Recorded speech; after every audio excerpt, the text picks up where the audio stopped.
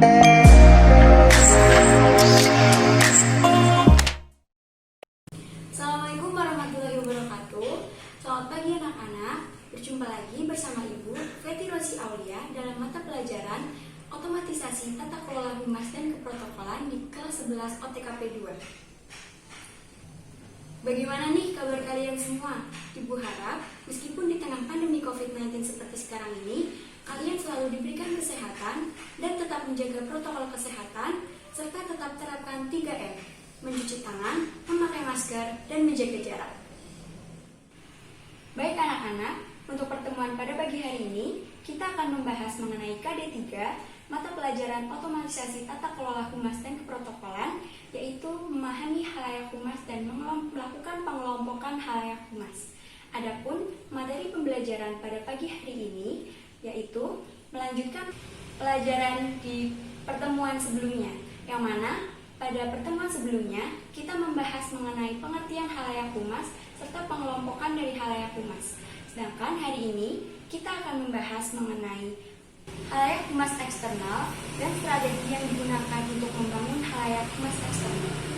Jadi, apakah kalian siap untuk mengikuti mata pelajaran hari ini? Baik anak-anak, seperti yang Ibu katakan di awal tadi, hari ini kita akan mempelajari terkait materi halayak humas. Seperti pertemuan sebelumnya, untuk lebih menambah semangat dan motivasi kalian, Ibu memiliki quotes yang Ibu kutip dari pendapat Nelson Mandela, di mana Nelson Mandela mengatakan, pendidikan adalah senjata paling mematikan di dunia, karena dengan pendidikan, Anda dapat mengubah dunia. Oleh karena itu, Ibu harap kalian semua harus terus mengutamakan dan memprioritaskan pendidikan, karena dengan pendidikan, kalian dapat dengan mudah meraih apa yang kalian cita-citakan. Baik, kita langsung masuk saja ke topik isi bahasan kita pada pagi hari ini. Yang pertama, memahami halayak humas, dan yang kedua, melakukan pengelompokan halayak humas. Adapun tujuan pembelajaran kita pada pagi hari ini, yang pertama, dengan melakukan eksplorasi berbagai sumber dan mengkajinya dalam diskusi kelompok, peserta didik diharapkan dapat menjelaskan tentang halayak humas eksternal dengan baik dan benar. Kemudian, dapat menjelaskan strategi dalam membangun hubungan halayak eksternal dengan baik dan benar. Yang ketiga, dapat menjelaskan tindakan-tindakan apa saja yang harus dilakukan external public relation. Adapun materi pembelajaran kita pada pagi hari ini yaitu halayak humas eksternal, yang kedua, strategi dalam membangun hubungan halayak eksternal, dan yang ketiga, tindakan-tindakan apa saja yang harus dilakukan oleh pihak external public relation. Kita langsung masuk saja ke poin pertama kita terkait halayak humas eksternal. Dan kita mengutip sedikit pembelajaran kita pada minggu lalu, yaitu terkait apa sih humas eksternal itu. Nah, humas eksternal itu adalah salah satu bentuk dari kegiatan public relation yang ditujukan kepada pihak yang berada di luar instansi atau perusahaan yang merupakan penyelenggaraan komunikasi timbal balik antara perusahaan dengan pelanggannya. Sekaligus, turut menentukan sukses tidaknya suatu perusahaan tersebut yang pada akhirnya diharapkan dapat membentuk citra baik suatu perusahaan. Halayak-halayak dari humas eksternal organisasi atau perusahaan itu sendiri dalam menjalankan tugasnya perlu melakukan suatu hubungan yang baik dengan pihak lain. Adapun pihak-pihaknya yaitu melakukan hubungan dengan distributor dealer, melakukan hubungan dengan pemasok, hubungan dengan komunitas, hubungan dengan pemerintah, hubungan dengan pers atau media, hubungan dengan konsumen, serta hubungan dengan bank. Kita bahas satu persatu ya anak-anak. Yang pertama, hubungan dengan distributor dealer. Distributor itu sendiri adalah mereka yang menangani fungsi perantara antara produsen dan konsumen. Dan dealer itu sendiri adalah perantara antara distributor barang dan konsumen. Untuk lebih memudahkan kalian dalam memahami terkait pengertian dari dealer dan distributor, Ibu berikan perbedaan antara distributor dan dealer. Adapun perbedaan yang pertama, dealer membeli barang untuk akun mereka kemudian menjualnya kembali ke konsumen. Sedangkan distributor membeli barang langsung dari perusahaan dan menjualnya kepada beberapa dealer. Yang kedua, dealer melakukan perdagangan dengan nama sendiri, sedangkan distributor memasok barang atas nama perusahaan. Yang ketiga, dealer adalah orang yang bertransaksi dengan jenis produk tertentu, sedangkan distributor adalah individu yang memasok produk di pasar. Selanjutnya, dealer membuat tautan antara distributor dan konsumen, sedangkan distributor menghubungkan produsen ke dealer. Dan yang terakhir, dealer menangani produk dengan kategori tertentu, sedangkan distributor menangani dengan berbagai jenis produk. Adapun tujuan dari hubungan distributor dan dealer, yang pertama, untuk membantu distributor dealer dalam meningkatkan penjualannya. Yang kedua, membantu distributor dan dealer dalam periklanan. Yang ketiga, membantu distributor dan dealer dalam memberikan pelayanan yang lebih baik lagi. Dan yang keempat, untuk merangsang distributor dan dealer agar tertarik pada produk suatu perusahaan serta membentuk suatu kemitraan dagang.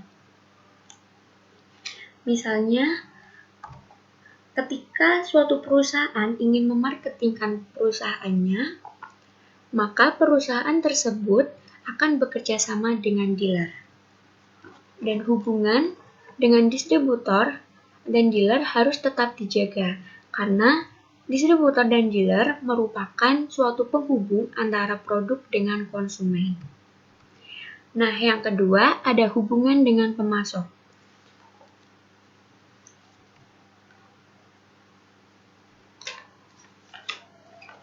Pemasok yang biasa disebut juga dengan supplier atau vendor adalah individu atau suatu perusahaan baik dalam skala besar atau kecil yang memiliki kemampuan untuk menyediakan kebutuhan individu atau perusahaan lain. Di dalam dunia usaha itu sendiri, pemasok dapat dikategorikan dalam dua jenis. Yang pertama adalah pemasok barang, yang mana pemasok barang adalah individu atau perusahaan yang menghasilkan produk jadi berupa barang.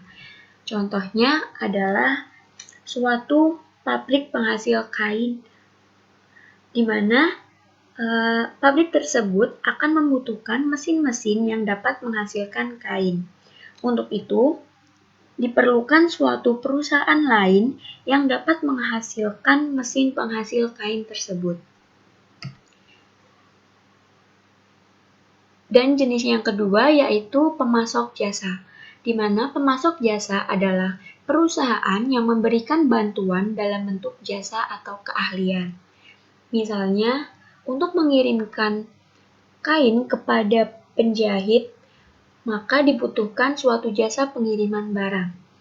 Individu atau suatu perusahaan yang memiliki keahlian dalam mengirimkan barang tersebut dapat dikatakan sebagai pemasok jasa.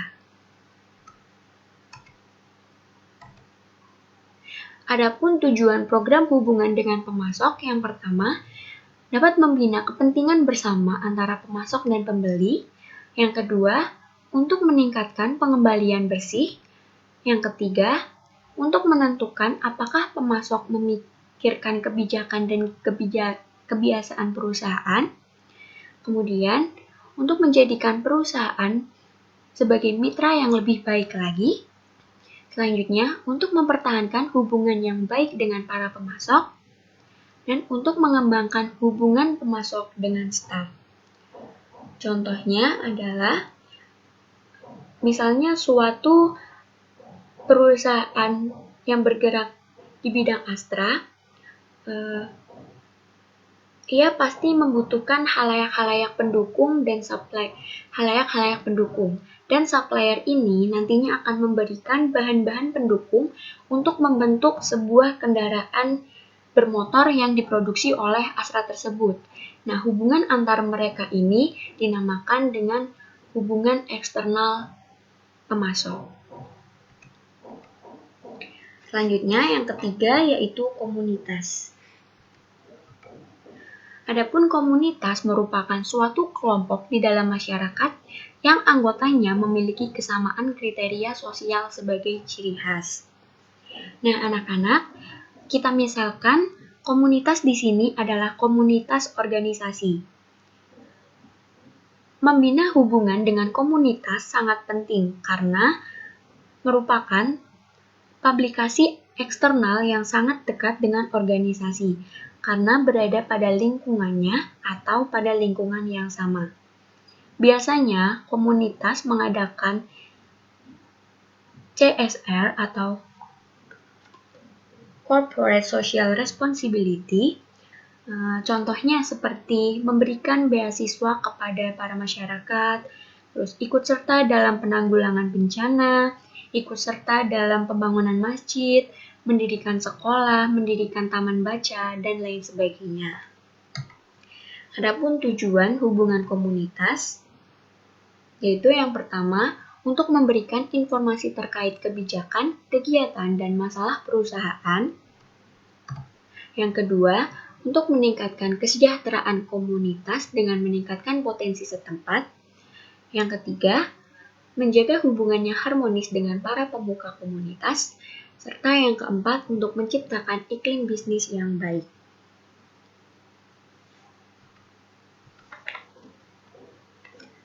Hubungan yang selanjutnya adalah hubungan dengan pemerintah.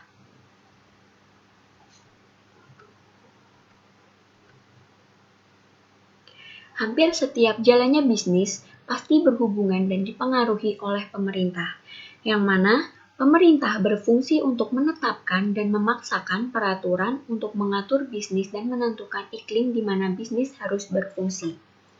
Jadi anak-anak, penting dilakukan suatu hubungan dengan pemerintah agar tindakan dari organisasi sesuai dengan kebijakan-kebijakan pemerintah. Karena pemerintah merupakan pelindung karyawan, pelindung sumber daya, pelindung hukum, dan mengatur hukum, dan lain sebagainya. Adapun cara-cara dalam membina hubungan yang baik dengan pemerintah, misalnya dengan mengikuti pawai kemerdekaan, upacara kemerdekaan, dengan mengundang pejabat pemerintah dalam urusan perusahaan. Misalnya seperti itu. Kemudian yang selanjutnya, hubungan pers atau media.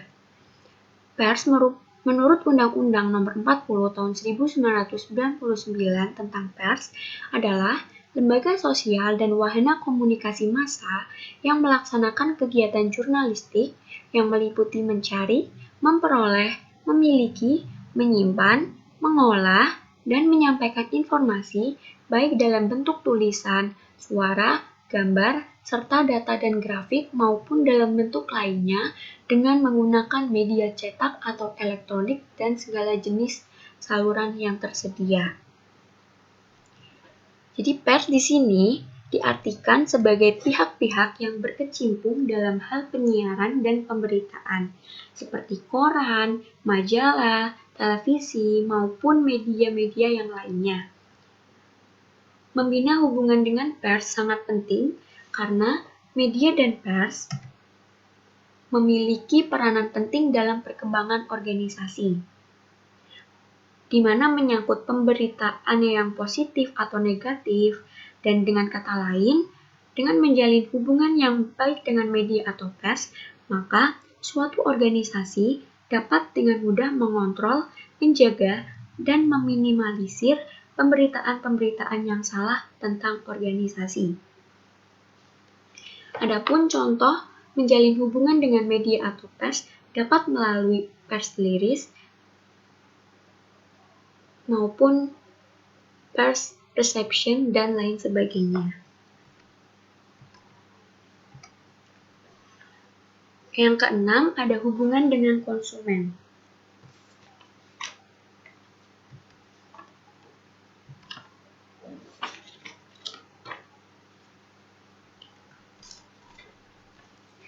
Konsumen itu sendiri adalah setiap orang pemakai barang dan atau jasa yang tersedia dalam masyarakat, baik bagi kepentingan diri sendiri, keluarga, orang lain, maupun makhluk hidup lain dan tidak diperdagangkan.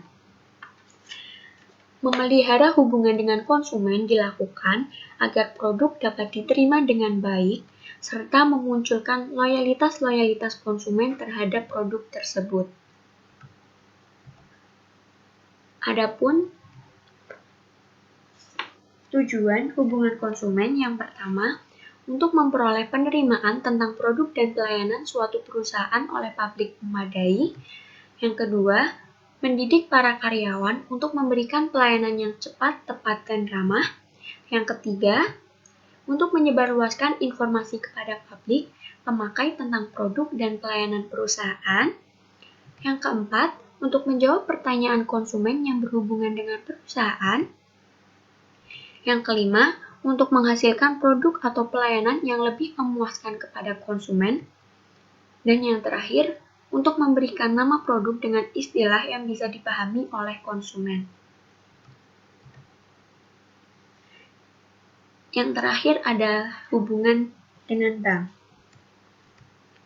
di mana menurut Undang-Undang Nomor 10 Tahun 1998 tentang Perbankan, bank adalah badan usaha yang menghimpun dana dari masyarakat dalam bentuk simpanan dan menyalurkan kepada masyarakat dalam bentuk kredit dana atau bentuk-bentuk lainnya dalam rangka meningkatkan taraf hidup rakyat banyak.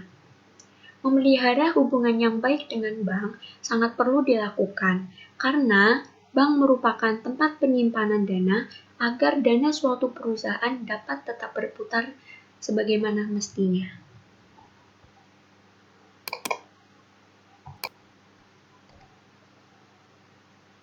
Selanjutnya adalah strategi membangun hubungan khalayak eksternal.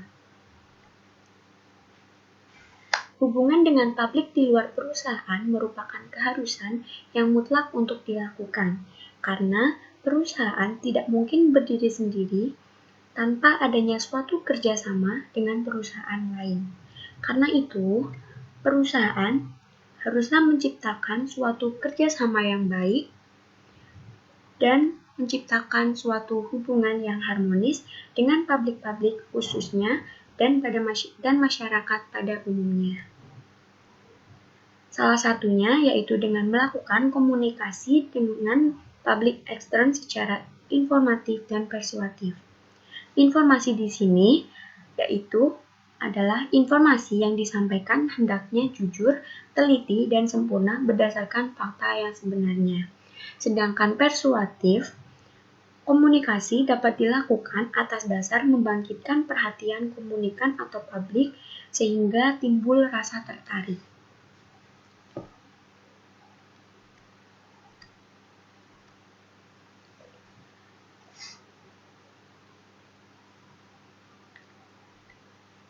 Adapun masalah-masalah yang perlu dipecahkan dalam kegiatan eksternal public relation, yang pertama, bagaimana memperluas pasar bagi produksinya.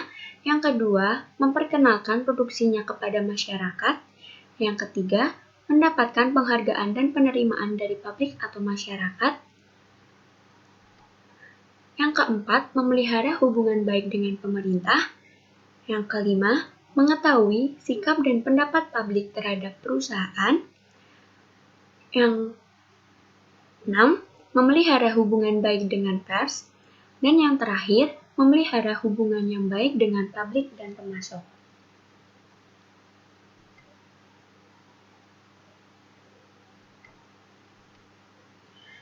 untuk dapat melaksanakan tujuan program kehumasannya, kita memerlukan strategi dalam membangun khalayak hubungan eksternal. Strategi yang pertama yaitu menganalisa dan menilai sikap dan opini publik yang menanggapi kebijakan pimpinan perusahaan. Jadi anak-anak, di mana mungkin suatu perusahaan akan mengeluarkan suatu kebijakan, dan kita harus menganalisis bagaimana sikap dan opini publik tersebut. Apakah sikap dan opini publik tersebut dapat menerima kebijakan tersebut, atau bahkan menolak kebijakan tersebut, atau merasa tidak puas dengan kebijakan tersebut, dan lain sebagainya. Kemudian yang kedua, dengan mengadakan koreksi dan saran kepada pimpinan perusahaan. Di mana anak-anak, di sini sudah munculnya suatu kebijakan-kebijakan perusahaan dan terjadinya setelah proses analisis itu. Muncul sikap dan opini yang negatif sehingga kita harus memberikan koreksi atau saran kepada pimpinan perusahaan. Kemudian yang ketiga, untuk mempersiapkan bahan penjelasan yang jujur dan objektif agar publik tetap memperoleh kejelasan. Yang keempat, membantu pimpinan dalam menyusun dan memperbaiki formasi staf. Nah, di sini munculnya beberapa pegawai yang tidak sesuai misalnya, yang tidak dapat dimaksimalkan dalam bekerjanya, yang kemudian dari situ karyawan memberikan saran kepada pimpinan bagaimana untuk memberikan penempatan staf di berbagai bidang tentunya, dan tentu saja di bidang kehumasan agar lebih bisa efektif dalam bekerja. Kemudian yang terakhir, dengan mengadakan penyelidikan tentang kebutuhan, kepentingan, dan selera publik. Nah, di sini sangat penting sekali anak-anak, di mana dengan melakukan penyelidikan dan penelitian seperti apa yang konsumen inginkan atau apa yang konsumen butuhkan, tentu saja hal ini bisa menjadi sebuah perencanaan atau perancangan bagi perusahaan untuk dapat mengembangkan produknya atau perusahaannya sehingga dapat bertahan di dunia usahanya. Nah, seharusnya suatu perusahaan memiliki bidang public relations sendiri. Akan tetapi, seringkali pimpinan menganggap peran humas itu belum cukup penting. Oleh karena itu, solusinya adalah sebuah perusahaan tersebut harus memiliki Corporate Social Responsibility atau CSR. Apa sih itu CSR? Corporate Social Responsibility atau CSR itu sendiri adalah salah satu strategi dalam membangun hubungan dengan khalayak eksternal. Dengan adanya program ini, sebuah perusahaan berperan sebagai wujud pertanggungjawaban dan kepedulian sosial.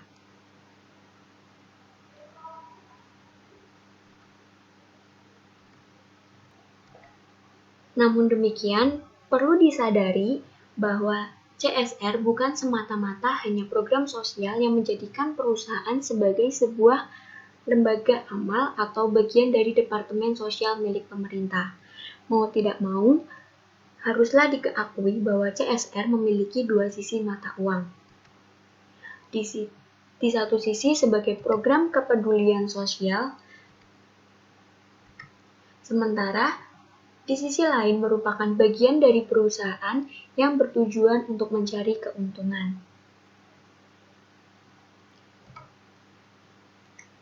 Adapun tantangan yang harus dijawab terkait hal tersebut adalah bagaimana membangun konsep CSR yang benar-benar efektif dalam menjalankan fungsi sosial, namun tetap tidak melupakan tujuan perusahaan, yaitu untuk mencari keuntungan. Kemudian yang kedua, bagaimana membangun konsep CSR yang memiliki dampak positif terhadap peningkatan keuntungan perusahaan. Namun, bukan berarti semata-mata mencari keuntungan melalui kemasan, tanggung jawab, dan kepedulian sosial.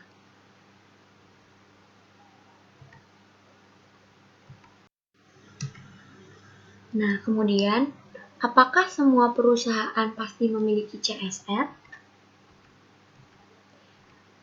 Bagaimana anak-anak? Jadi, tidak semua perusahaan memiliki CSR. Karena tidak semua perusahaan memiliki program CSR, bahkan tidak semua perusahaan memiliki divisi Public Relation atau PR yang biasanya diberikan tugas khusus untuk mengurusi permasalahan CSR.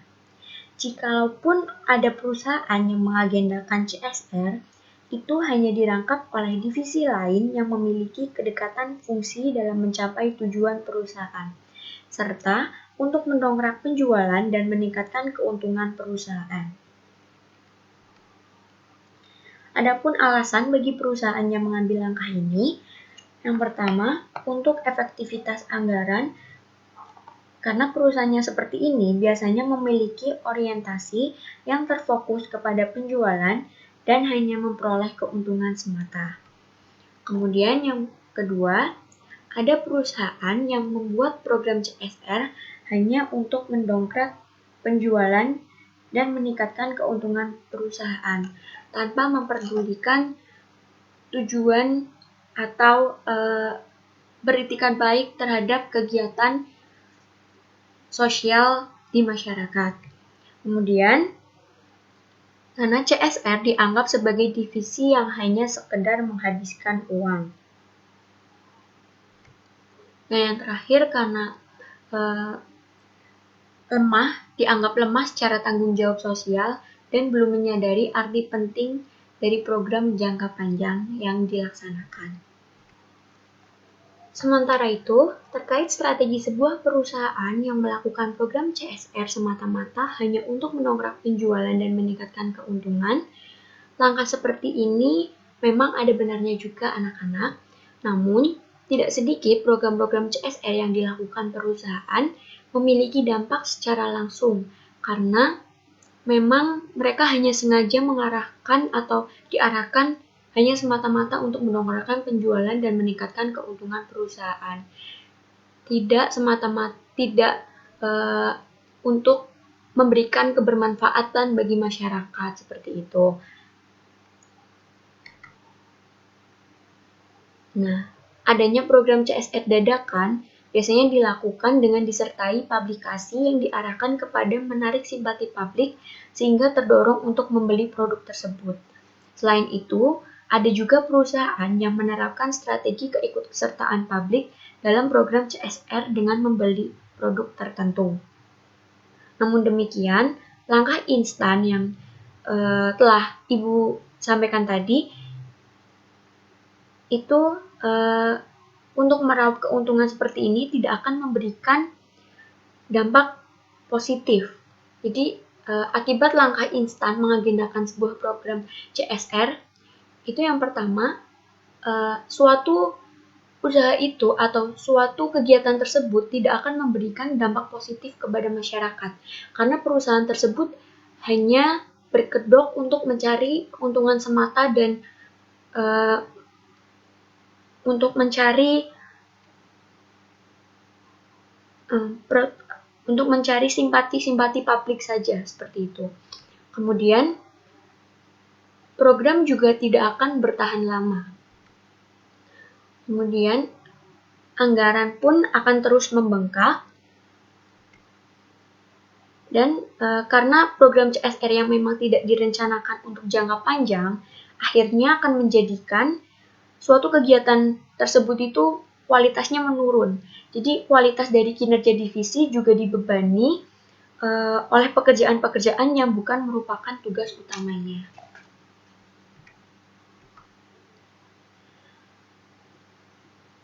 Persoalan lain yang akan muncul yaitu ketika suatu perusahaan yang menjadi kompetitor menggunakan strategi tandingan yang hampir sama, bahkan dengan teknik yang lebih mutakhir atau lebih baik. Di mana penghancuran karakter perusahaan di mata masyarakat dan para konsumen tentunya akan sangat berpengaruh kepada penjualan dan penghasilan dari suatu perusahaan. Nah, oleh karena itu, ada beberapa hal yang perlu diperhatikan dalam pengelolaan program CSR. Yang pertama, internalisasi produk perusahaan terhadap masyarakat yang menjadi target CSR dibiarkan berlangsung secara alami. Jadi, suatu perusahaan yang suatu perusahaan tersebut bekerja sama dengan masyarakat untuk melakukan kegiatan CSR dalam penanaman pohon, misalnya seperti itu. Nah, kerjasama di antara keduanya harus berlangsung secara alami, jadi disesuaikan dengan jadwal dan nantinya pohon itu dapat memberikan kebermanfaatan bagi masyarakat. Jadi pohonnya itu mungkin bisa digunakan untuk pencegahan tanah longsor atau apapun. Jadi masyarakat itu perusahaan itu tidak hanya mendongkrak atau memikirkan keuntungan-keuntungan semata, tetapi juga perusahaan harus memikirkan manfaat dari program yang telah dilakukan kepada masyarakat atau yang telah diberikan kepada masyarakat.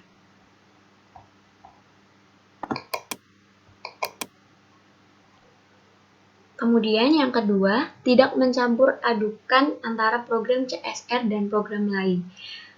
Jadi, suatu perusahaan apabila telah bekerja sama dengan masyarakat, misalnya contoh saja seperti tadi yang Ibu katakan, bekerja sama dalam suatu kegiatan penanaman pohon. Dan CSR yang baik, suatu program CSR yang baik, ia tidak akan mencampur adukan antara program CSR dengan program-program lain di luar kegiatan yang telah ia tentukan di masyarakat tersebut. Misalnya, sudah ditentukan di masyarakat tersebut untuk penanaman pohon mangrove atau penanaman pohon-pohon lain seperti itu. Nah, itu difokuskan sampai kegiatan tersebut selesai dan tidak usah diikut campurkan dengan program-program lain di luar dari kegiatan tersebut. Kemudian yang ketiga, masyarakat yang menjadi target CSR menjadi public relation perusahaan bagi produk maupun kebijakan perusahaan. Nah, misalnya di sini perusahaan yang melakukan program CSR dengan pemerintah, dengan masyarakat, yaitu mengadakan suatu kegiatan donor darah. Nah, kemudian masyarakat ini yang menjadi public eksternalnya atau public relation atau halayak humasnya, dia itu mengajak masyarakat-masyarakat lain atau orang-orang di lingkungannya untuk ikut menjadi target dari suatu program CSR yang telah diadakan di kampung tersebut. Jadi masyarakat yang tadinya menjadi CSR, dia juga akan menjadi public relation suatu perusahaan bagi produk maupun kebijakan perusahaan. Jadi nanti misalnya ada segelintir orang yang ia memiliki keberanian atau ia memiliki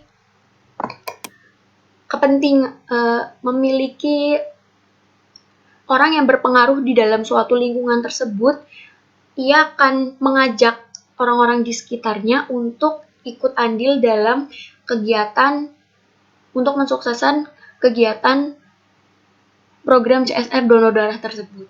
Nah, kemudian yang selanjutnya ada cara membangun program CSR yang berguna bagi masyarakat dan memiliki dampak positif bagi perusahaan.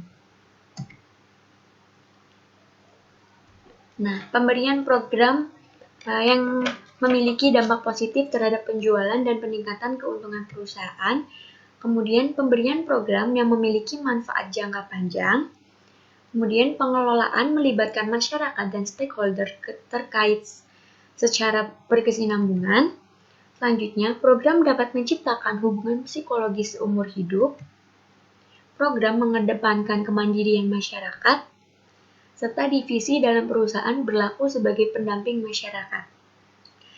Nah, Ibu kasih contoh, misalnya suatu perusahaan Indosat atau suatu perusahaan yang bergerak di bidang telekomunikasi, misalnya seperti itu. Kita ambil contoh saja Indosat. Nah, Indosat ini ia memberikan suatu penawaran atau kesempatan bagi siswa atau mahasiswa untuk mendapatkan suatu beasiswa. Nah, pasti di antara pihak Indosatnya ini dengan pihak sekolah atau pihak universitas itu pasti memiliki suatu kerjasama. Dan dengan adanya kerjasama ini pasti membutuhkan suatu timbal balik.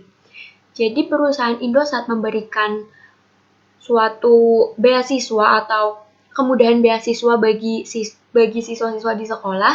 Nah, dengan harapan siswa-siswa di sekolah ini nantinya akan membeli atau memanfaatkan produk yang dimiliki oleh Indosat ini, misalnya kartu.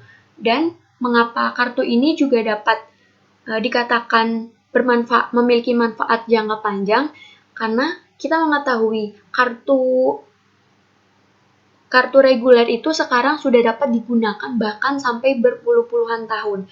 Mengingat sekarang telah terdapat suatu isi ulang voucher yang itu tidak mengharuskan untuk kita mengganti suatu nomor, namun kita hanya perlu untuk mengisi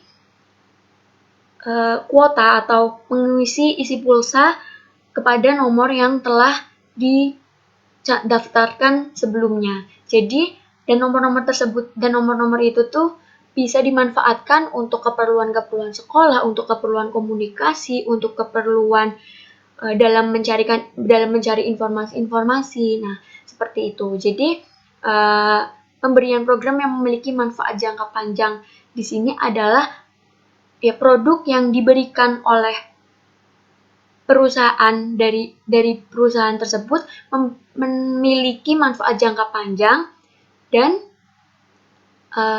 pengguna atau kita sebagai misalnya mahasiswa atau siswa itu dapat memanfaatkan apa yang telah diberikan oleh suatu perusahaan tersebut. Nah, seperti itu.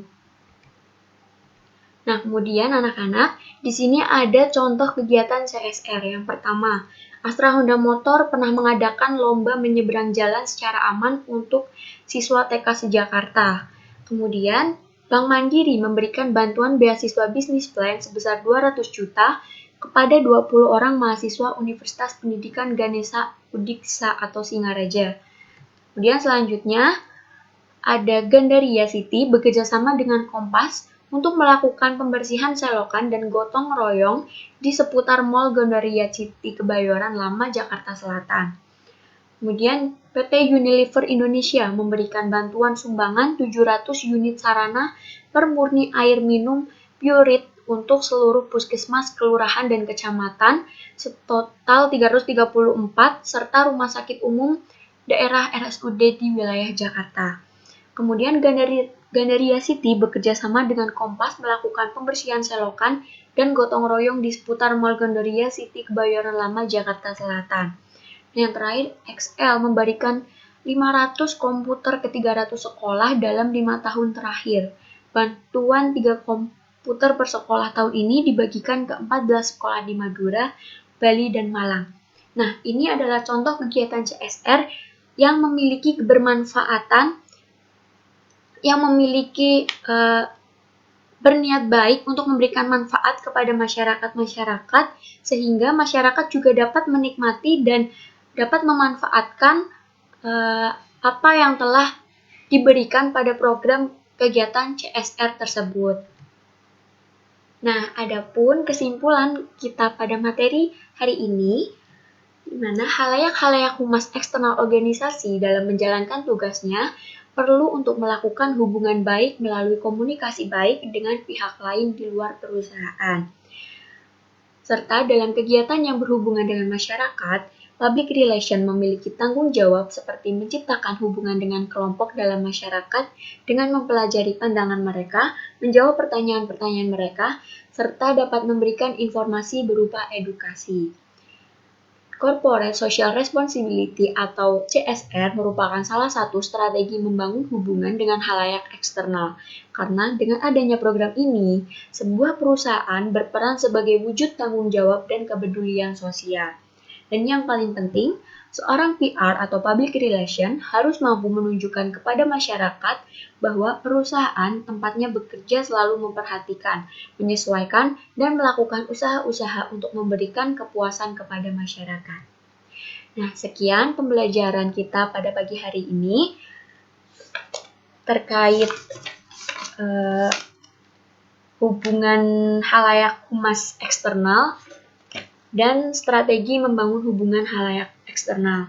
Harapannya dengan kalian mempelajari materi pada pagi hari ini, kalian dapat memahami terkait halayak humas eksternal, serta kalian dapat memahami terkait strategi membangun hubungan halayak eksternal. Terima kasih anak-anakku atas perhatian kalian, atas partisipasi kalian pada pagi hari ini. Mohon maaf jika Ibu memiliki banyak kesalahan dalam penyampaian materi, memiliki banyak kekurangan dalam pemberian materi, karena bagaimanapun Ibu hanyalah manusia biasa yang memiliki banyak salah dan hilang. Jadi apabila memang kurang dalam penjelasan dan pemahaman materi kalian, Ibu mohon maaf, dan semoga ilmu yang kita pelajari pada pagi hari ini dapat bermanfaat sebagaimana mestinya.